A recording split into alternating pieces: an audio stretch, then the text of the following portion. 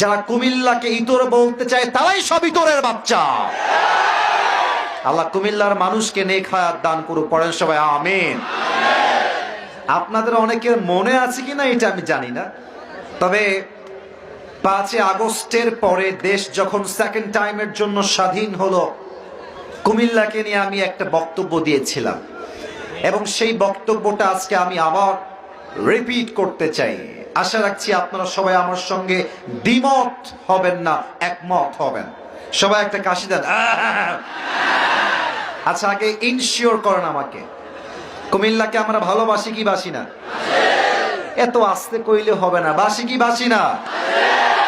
আমি always proudly বলি, কুমিল্লার যে উন্নয়ন, কুমিল্লার যুবকরা যেই পরিমাণে স্মার্ট এন্ড হ্যান্ডসাম, আমার মনে হয় কুমিল্লাকে এখন কোন জেলা হিসেবে নয়, আমরা সবাই বিভাগ হিসেবে দেখতে চাই।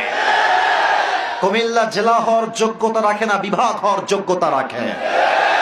কুমিল্লা শহরের যে উন্নয়ন, কুমিল্লার মানুষের যে উন্নয়ন, আমরা আশা রাখবো আগামীতে ঘোষণা আসবে কুমিল্লা এখন থেকে আর কোন ডিস্ট্রিক্ট নয়, কুমিল্লা একটা বিভাগ হিসেবে রূপান্তর হবে।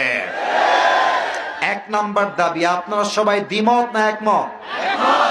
2 নাম্বার দাবি বলতে চাই, এটা সকলের দাবি, এটা আমি জানি। কুমিল্লাতে আমার অনেক প্রবাসী ভাইয়েরা বিদেশে থাকে, তারা ঢাকাতে এসে ল্যান্ড করে না, তারা আগামীতে ঢাকায় ল্যান্ড করবে না। আমরা কুমিল্লা একটা ইন্টারন্যাশনাল এয়ারপোর্ট দেখতে চাই যুবক ভাই। আমার প্রবাসী ভাইয়েরা ল্যান্ড করবে ঢাকার আন্তর্জাতিক বিমানবন্দরে নয়, আমার কুমিল্লার প্রত্যেকটা প্রবাসী ল্যান্ড করবে কুমিল্লার মধ্যেই যুবক ভাইয়েরা, ঠিক কিনা বলো?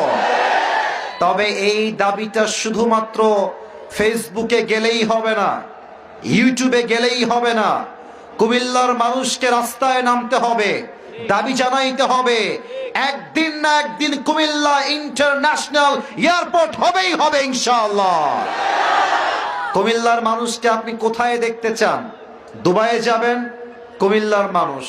মালয়েশিয়া যাবেন, কুমিল্লার মানুষ। সৌদি যাবেন, কুমিল্লার মানুষ। আরে কুমিল্লার মানুষ যেখানেই যায় সেখানে রাজ করে খায় তারা। আর সর্বশেষ কথা, আমি আসিফ হুজুর কুমিল্লার মানুষ ছাড়া অচল। আমার যার সঙ্গে কাজ শুরু করার পরে আমার জীবনে এত উন্নয়ন, আল্লাহ আমাকে এত দূর নিয়ে এসেছে, সে মানুষটা কুমিল্লার। আমার প্রফেশনাল যে কাজগুলো করে সেও কুমিল্লার। কুমিল্লা ছাড়া আমিও অচল।